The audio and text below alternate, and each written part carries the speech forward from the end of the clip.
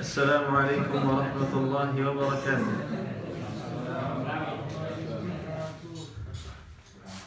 Tafadhal, siapa yang membacanya?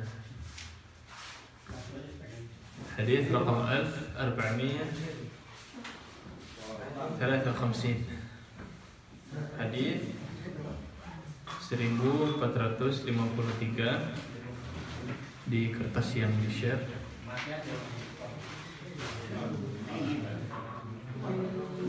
وعن عمرو بن شعيب تفضل. عن أبيه عن جده قال رسول الله صلى الله عليه وسلم كل واشرب والبس وتصدق في غير سراف ولا محابلة ولا مخيلة أجرها أبو داود وأحمد وعلى قول البخاري. الحمد لله رب العالمين والعاقبة للمتقين ولا عدوان إلا على الظالمين وصلى الله وسلم وبارك على نبينا محمد وعلى آله وصحبه أجمعين. أما بعد، فأسأل الله جل وعلا أن يفقهنا في الدين وأن يعلمنا ما ينفعنا وأن ينفعنا بما علمنا وأن يزيدنا علما نافعا وعملا صالحا إنه ولي ذلك والقادر عليه. اللهم ارزقنا الإخلاص في القول والعمل واجعل ما نقوم به مخلصا لك يا رب العالمين. معاشر الإخوة،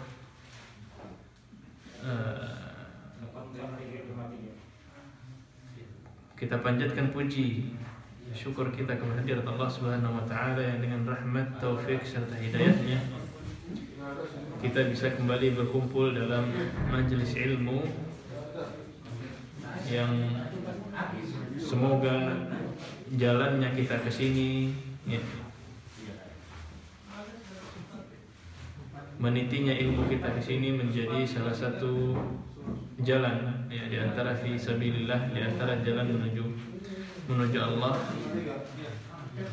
Kemudian salawat serta salam tercurahkan kepada baginda Nabi sallallahu alaihi wasallam, kepada para keluarga beliau, sahabat beliau dan pengikutnya hingga akhir kelak. Ma'asyir al-ikhwah wal akhwat, insyaallah hari ini pembahasannya adalah an-nahyu 'anil israf wal khuyala fil akli wal libas was sadaqah. Ya, adalah larangan dari israf. Apa israf? Berlebih-lebihan. Ya. Wal khuyala, ya, dan sombong fil akal, makan, wal libas, berpakaian, dan sadaqah. An Amr bin Shu'aib, ya, hadis dari Amr ibn Shu'aib dari abihi, ya, dari ayahnya, wa an jaddihi, dan dari kakeknya. Ini bayangkan kalau keluarga semuanya penuntut ilmu. Ini sanadnya aja dari ayahnya, kemudian ayahnya dari kakeknya. Berarti Amr bin Shu'aib selain jadi anak, dia juga murid dari ayahnya. Ayahnya murid dari kakek. Betapa nikmatnya memiliki keluarga penuntut ilmu. Qala Rasulullah sallallahu alaihi wasallam. Rasul sallallahu alaihi wasallam bersabda, kul. Apa kul? Makanlah. Washrab, dan minumlah. Walbas, dan berpakaianlah. Wa tasaddaq, dan bersedekahlah fi ghairi sarafin wala makhilah, tanpa berlebih-lebihan dan tanpa rasa sombong.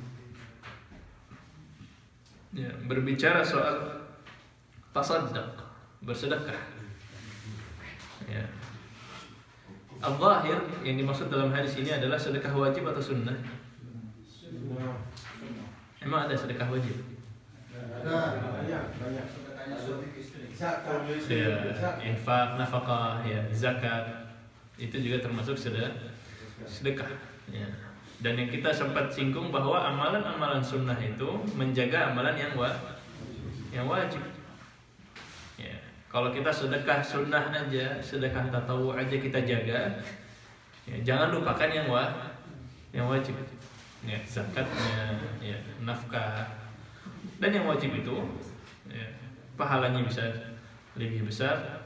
Wa man taqarraba ilayya, dan tidaklah seorang hamba mendekatkan diri kepadaku lebih aku cintai dari hal-hal yang fardu. Ya, jadi hal-hal yang fardu lebih dicintai oleh Allah. Kemudian untuk menjaga yang fardu ini kita lengkapi dengan yang tatawwu. Nah, fi ghairi sarafin. Nah, ini saraf tadi kita maknai sebagai berlebih-lebihan. Apa bedanya saraf dengan tabdzir kalau kita? Ada saraf, ada tabdzir, ada mubazir. Apa bedanya? Mubazir apa artinya? Tabdzir. Mana yang lebih parah? Saraf, israf, atau tabdzir?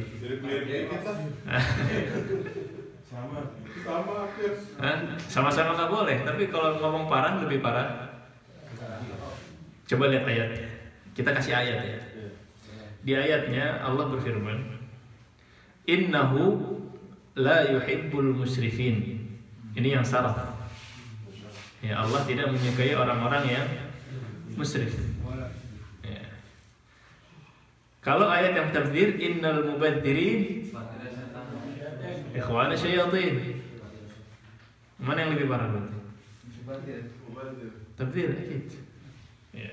Udah jadi temannya setan. Setan itu apa? Usul kufur, kepalanya kekufuran.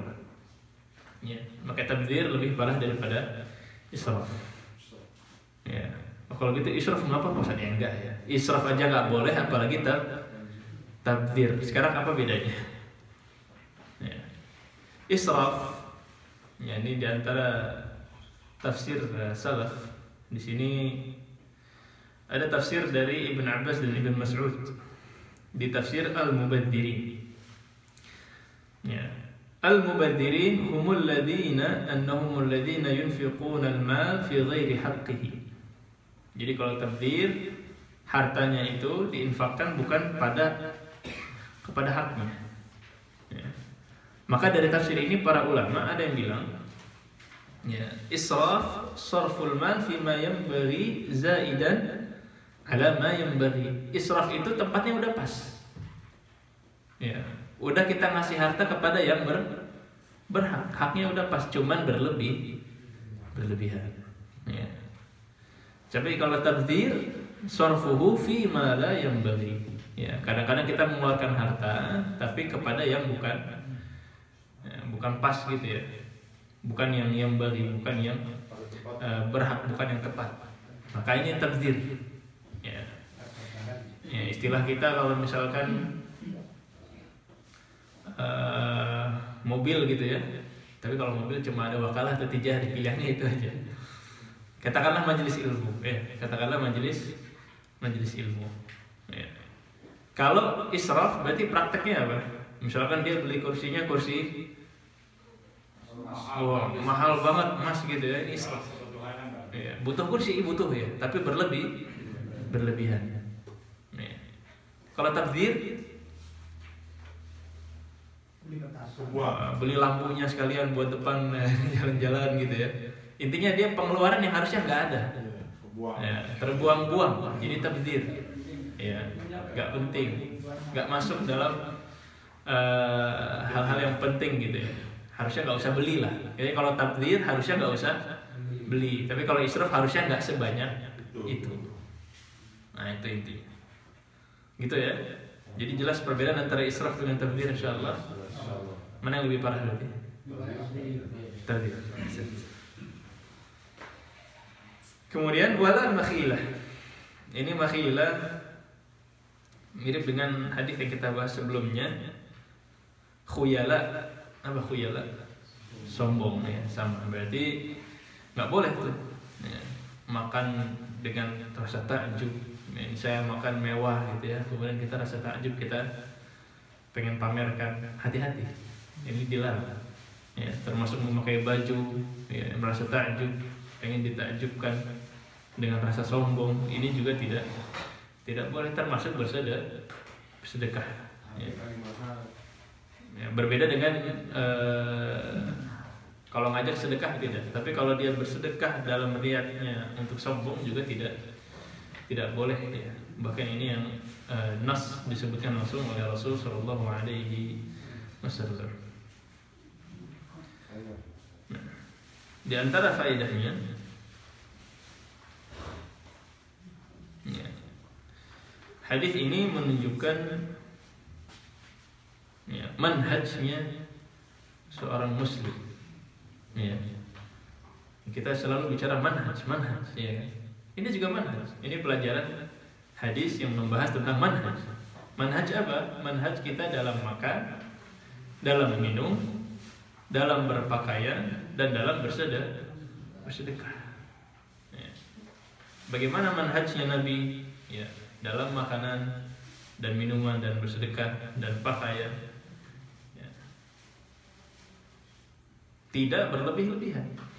Dan ini juga sejalan dengan firman Allah Subhanahu wa taala, "Wala taj'al yadaka maghlulatan ila 'unuqik." Ya, artinya tangan itu jangan ya benar-benar ditahan. Ya, ini kiasan untuk pelit. Ya, jangan berpelit-pelit. Jangan pelit. Jangan bakhil. Wala taj'al yadaka maghlulatan ila 'unuqika wala tabsutha kullal bast. Ya. Jangan terlalu dikekang, tapi jangan juga terlalu dibuka, ya, diluas-luaskan. Ya.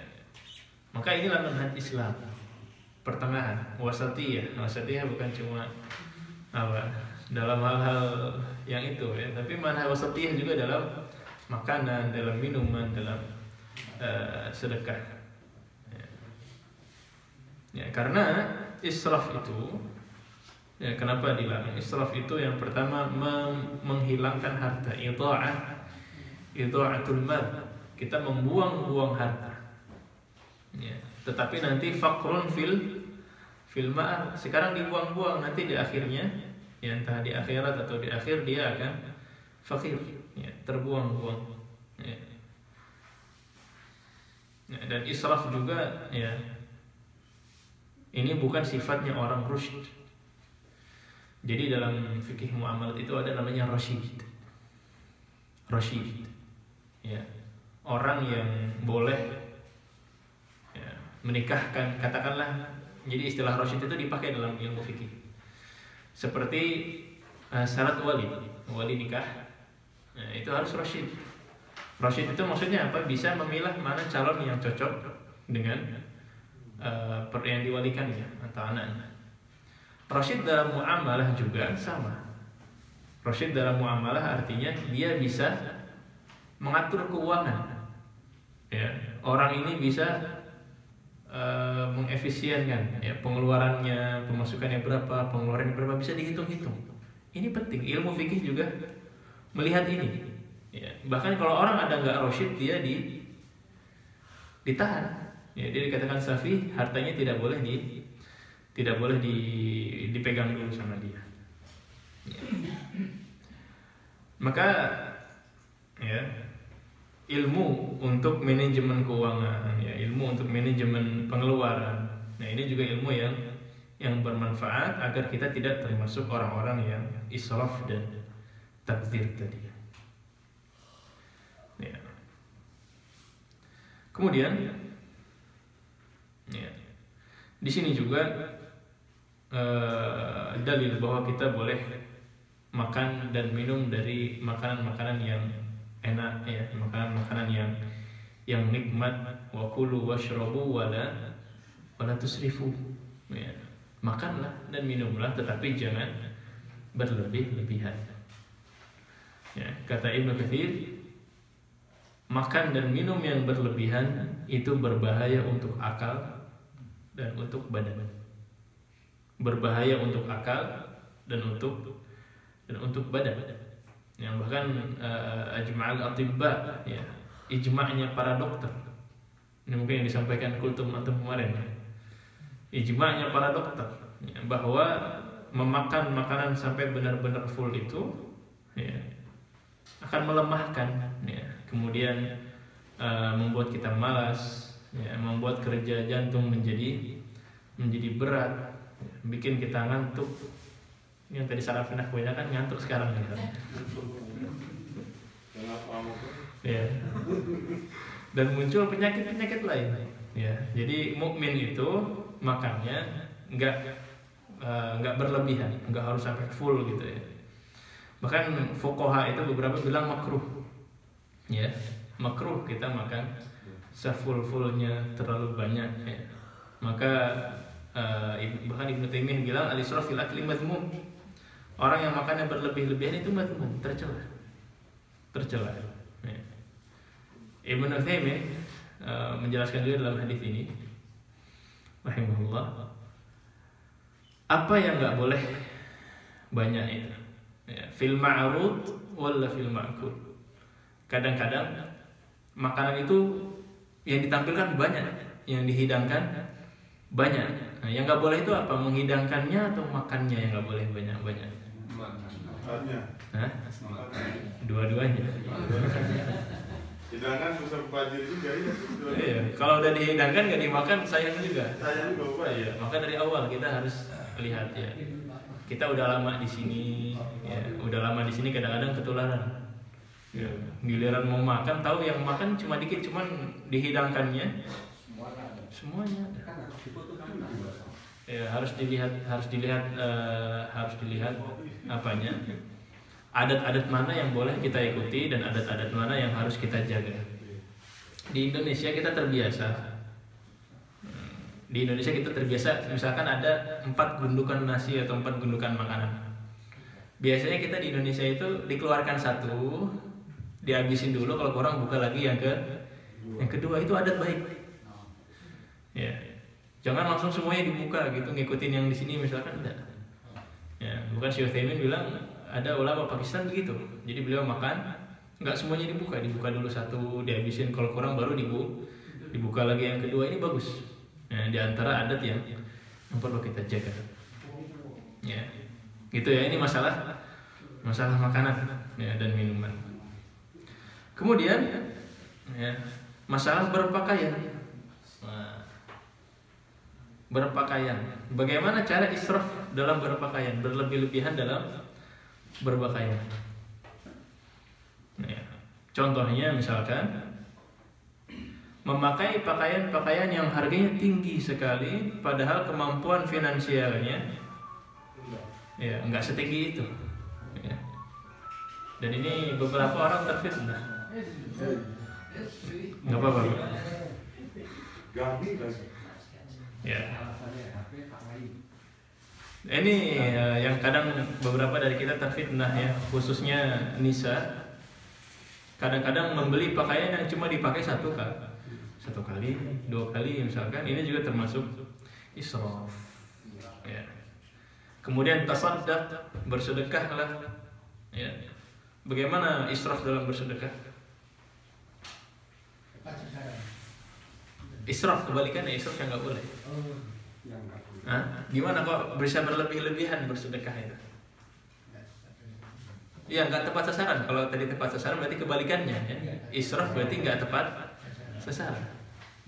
Gimana maksudnya nggak tepat sasaran? Yang hari Jumat ada seorang bulan mengatakan besok Jumat yang sedekah anak, Jumatnya anak lagi, Jumatnya anak lagi, yang lain jangan.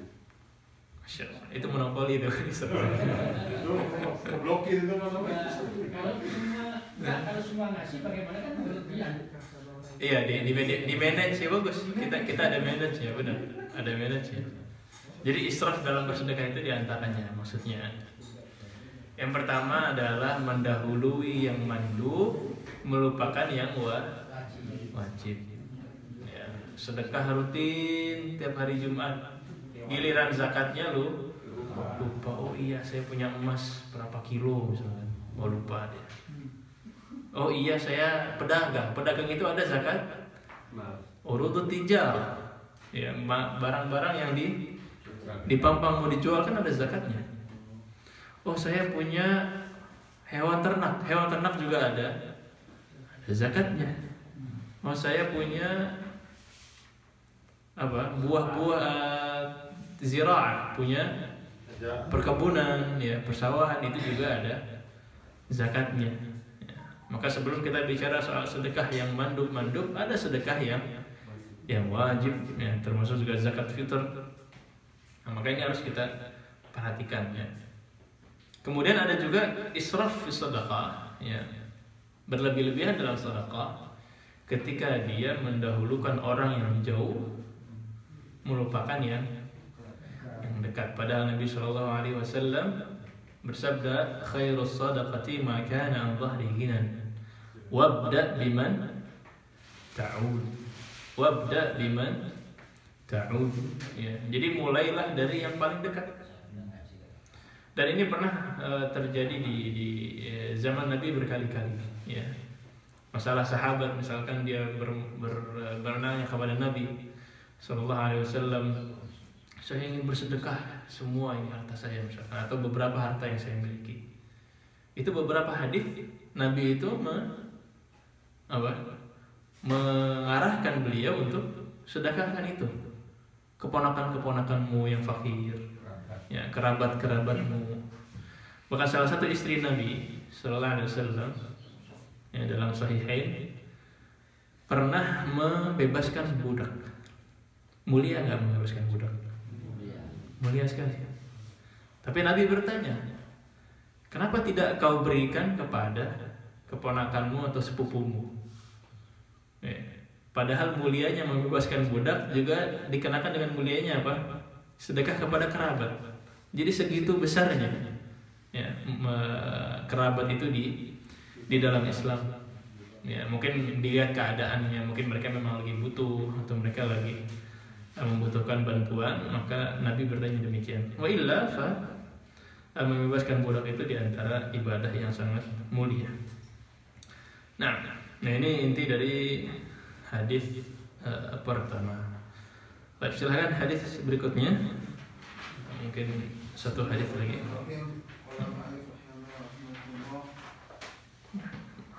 Wa an Abi Hurairah radhiyallahu anhu qala Rasulullah sallallahu alaihi wasallam man ahabba ayyubsata alaihi fi rizqihi ayyubsata alaihi خلاص واحد satu alaihi fi rizqihi wa ayyun sa'alahu fi atharihi falyasil rahimahu akhrajahu al-Bukhari. Ahsant. عن أبي هريرة رضي الله عنه dari Abu Hurairah radhiyallahu anhu قال رسول الله صلى الله عليه وسلم Rasul sallallahu alaihi wasallam bersabda, Man ahabba an yubsata alaihi fi rizqihi, ya, barang siapa yang ingin diluaskan, dilapangkan rezekinya, wa ayyun sa'alahu fi atharihi, dan ingin yunsa'alahu fi atharihi, di antara maknanya dipanjangkan umurnya, falyasil rahimahu, maka hendaklah ia menyambung tali silaturahim, ya, menyambung rahimnya. Syarah lafadznya man ahabba atau man sarrahu dalam riwayat lain, ya, barang siapa yang ingin suka. Yubsat, ya, jadi yubsat itu dari kata wusa', ya, an yusa' alaihi fi rizqihi, diluaskan rezekinya, ya, dan rezeki umum, ya, entah makanan, minuman, tempat, ilmu, ya, juga itu rezeki semua. Ya, di antara kita yang ingin diperbanyak ilmunya, sama juga menyambung silaturahim. Ya. Kemudian yunsa, ya, yunsa itu secara bahasa itu akhara. Apa akhara? Ditakhir, diakhirkan. Apanya yang diakhirkan? Atharihi. Athar itu ajal. Ya, jadi yang ingin diakhirkan ajalnya. Kok bisa diakhirkan, nanti kita bahas ya. Falyasil rahimahu, ya maka hendaklah ia menyambung tali silaturahim. Falyasil, ya, yasilnya entah bil qaul atau bil fi'il. Contohnya bil fi'il ngapain, Pak? Silaturahim itu mengunjungi, ya kan ya, ziarah, kemudian membahagiakan, ya ngasih hadiah misalkan, ngasih harta, ya, atau hadiah atau wasiat. Ya, wasiat ini juga termasuk silaturahim, mewasiatkan akar. Kemudian wakf, ya, katakanlah fikih misalkan, ada di antara mereka tulabul ilm, di antara kerabat kita ada yang tulabul ilm, diwakafkan misalkan kitab atau apa. Nah, ini termasuk fi'il. Kalau yang qaul, ya didoakan, ya didoakan, kemudian dinasihatkan, ya amar ma'ruf nahi munkar juga, ya menanyakan keadaan. Nah, ini termasuk silaturahim secara qaul, ya. Kemudian rahim adalah kerabat. Baik. Faedahnya adalah yang pertama, boleh nggak kita ingin rezekinya luas? Hah? Boleh ya. Nabi aja mengatakan barang siapa yang ingin rezekinya luas, artinya boleh. Ya, artinya boleh, asal tidak berlebihan. Ya. Cinta rezeki atau suka rezekinya orang Islam berbeda dengan orang kafir. Kita boleh suka rezeki tapi suka harta. Ya, tapi harta bukan segalanya. Sebagian ungkapan mengatakan harga itu di tanganmu, bukan di hatimu. Yang penting itu bagi orang muslim. Kemudian hadis ini juga menunjukkan besarnya pahala silaturahim. Ya. Silaturahim besar sekali pahalanya, sampai-sampai bisa memperpanjang umur, memperluas rezeki, ya. Bahkan di antara riwayat Nabi sallallahu alaihi wasallam mengatakan, man wasalani wasalahullah. Barang siapa yang menyambungkan tali silaturahim kepadaku, Allah akan menyambungkan juga kepadanya. Ya, artinya menyambungkan dengan rahmatnya, ya, dengan bantuan, dengan ihsannya dari Allah Subhanahu wa ta'ala. Dan di antara hadis lain, man kana yu'minu billahi wal yawmil akhir falyasil rahimahu. Diikat dengan keimanan. Barang siapa yang beriman kepada Allah dan hari akhir, hendaklah ia menyambung tali silaturahimnya, menyambung rahimnya. Ya. Dan di antara hikmahnya, ya, Islam ini belum menentukan bentuk silaturahim yang mana yang harus kita lakukan. Jadi silaturahim itu ada derajat-derajat. Ya, ada derajat-derajatnya, tidak ada harta tertentu minimal untuk silaturahim, tidak ada cara tertentu yang menjadi patokannya, tergantung dengan kemampuan kita. Ya, bagi kita yang tinggal di luar negeri misalkan, kalau nggak bisa mengunjungi minimal telepon, video call, WhatsApp, tanya kabar. Ya, ini juga silaturahim. Ya. Tapi silaturahim bukan mukafi. Ya, bedakan antara silaturahim dengan mukafi. Mukafi itu, jadi silaturahim adalah menyambungkan siapa yang memutuskan. Ya, ada kerabat kita misalkan yang sudah lama, ada sesuatu lah antara kita dengan mereka, kemudian tidak ada kontak-kontak lagi. Kita menyambungkan, itu namanya silaturahim. Tapi kalau cuman kayak ada kerabat yang baik dengan kita, kita balas baik, ini namanya mukafi. Ya, mukafa'ah. Ya, mukafi. Jadi dia membalas kebaikan. Ya, cuma membalas kebaikan aja gampang. Itu ibadah juga tapi gampang. Yang berat adalah silaturahim. Tetap kita menyambungkan, tetap kita berusaha, ya, menanyakan kabar dan lain-lain walaupun mereka yang memutuskan. Ini ibadah yang sangat besar dan tadi ganjarannya pun sebagaimana yang disebut. Mungkin kita ringkas lagi. Di antara faedahnya juga Di antara faedahnya juga ini ada perbedaan pendapatnya. Kerabat mana yang harus kita silaturahim? Ya, kerabat mana yang harus di silaturahim? Kerabat kan ada yang paling dekat, keluarga inti, kemudian ada yang keluarga yang agak besar, ada yang agak besar, ada yang agak besar lagi. Yang mana yang harus di silaturahim? Ya. Tentu ulama berbeda pendapat. Ada yang bilang mahram saja. Mahram artinya sempit, ya. Ada yang bilang ahli waris saja. Ada yang bilang sampai kakek keempat. Nah, ini pendapatnya Ibnu Utsaimin, sampai kakek keempat. Ada yang tahu kakek keempatnya? Gak ada. Ya. Ada yang bilang sampai semua kerabat. Ya. Tapi ala kulli hal, semua ulama ijma bahwa silaturahim itu penting sekali. Semakin kecil, semakin dekat berarti semakin mulia. Ya. Inti dari silaturahim adalah bikin dia kaidah, ya. Bukan sekedar berbuat baik, tetapi mendahulukan mereka karena mereka adalah kerabat. Nah, ini baru silaturahim. Jadi mendahulukan mereka daripada orang lain karena mereka kerabat. Minimal itu yang bisa kita lakukan. Kemudian pembahasan yang poin terakhir, apakah umur bisa bertambah dan berkurang? Bahasan akidah. Nah, kata Nabi sallallahu alaihi wasallam, barang siapa yang ingin dipanjangkan umurnya, diakhirkan ajalnya, menyambung tali silaturahim. Bisa nggak umur diakhiri? Ditakhir ya. Ajalnya ditakhir bisa nggak? Bisa. Hah? Bisa. Itu malah dalil yang nggak bisa berarti. Allah berfirman, "Wa ma yu'ammaru min mu'ammar wa la yunqasu min umurihi illa fi kitab."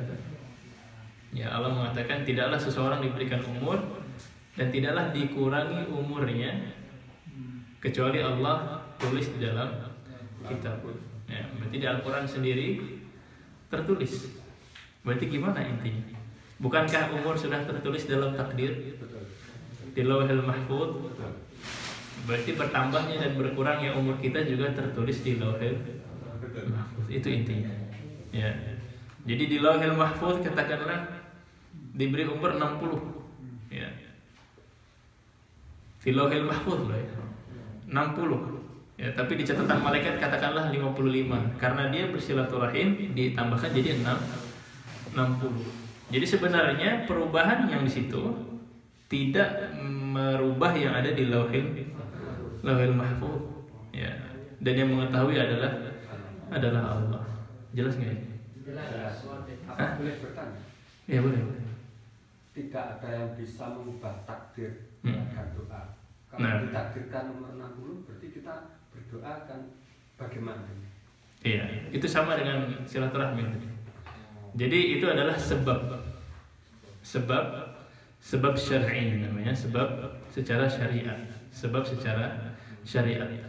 Katakanlah gini, Bapak ditakdirkan A, Bapak berdoa kemudian menjadi takdir B. Allah tahu nggak takdir B ini? Ya tahu. Ya tetap. Ya. Cuman Allah tahu Bapak akan berubah ke takdir B karena melakukan doa. Allah tahu Bapak akan ditambahkan umurnya karena bersilaturahim. Jadi pada akhirnya di Lauhul Mahfuz yang Allah tahu itu sudah tidak akan berubah. Jadi yang berubah katakanlah di tulisan malaikat, ya, atau di ijraat menuju Lauhul Mahfuznya itu. Tapi ilmu Allah yang sangat luas, ya. Jadi saking luasnya ilmu Allah. Bahkan Allah tahu Bapak akan silaturahim dan akan ditambahkan umurnya. Saking luasnya ilmu Allah. Jadi ini tidak ada iskal, ya. Tidak ada iskal di sini. Bukan disebut umur panjang itu walaupun orangnya sudah meninggal, tapi nama dia masih tetap kita ingat. Sebagian ulama mengatakan panjang umur, itu panjang umur secara ini sastra. Jadi orang yang sudah meninggal kayak Imam Nawawi gitu ya, kayak Nabi kita sebut terus namanya sebagai penjelasan agama, itu juga termasuk memanjangkan umur. Panjang umur. Iya. Yang hakiki. Ya, nah, secara ini ya, secara ya. Wujudu adabihi. Iya, itu juga panjang umur. Ya, jadi di antara makna panjang umur juga begitu. Ada yang bilang panjang umur itu diberkahi umurnya. Ya, jadi umurnya misalkan 60 tapi karena keberkahannya seolah-olah dia umur kayak sudah lama, jasanya banyak sekali. Itu juga diantara tafsir yang disebutkan oleh para ulama. Ala kulli hal, semuanya ini adalah baik yang didoakan panjang umur. Ya, tentu tadi kita katakan kalaupun dia benar-benar panjang secara hakikat, itu sudah tertulis di dalam takdir. Kalaupun dia tidak bertambah, minimal dia menjadi keberkahan, ya, menjadi keberkahan bagi umurnya. Baik, mungkin itu yang bisa kita bahas pada hari ini. Subhanakallahumma bihamdika asyhadu an la ilaha illa anta astaghfiruka wa atubu ilaik. Demi kurang yang mohon maaf. Sallallahu wasallam ala nabiyina Muhammad wa ala alihi wa sahbihi ajma'in. Assalamualaikum warahmatullahi wabarakatuh.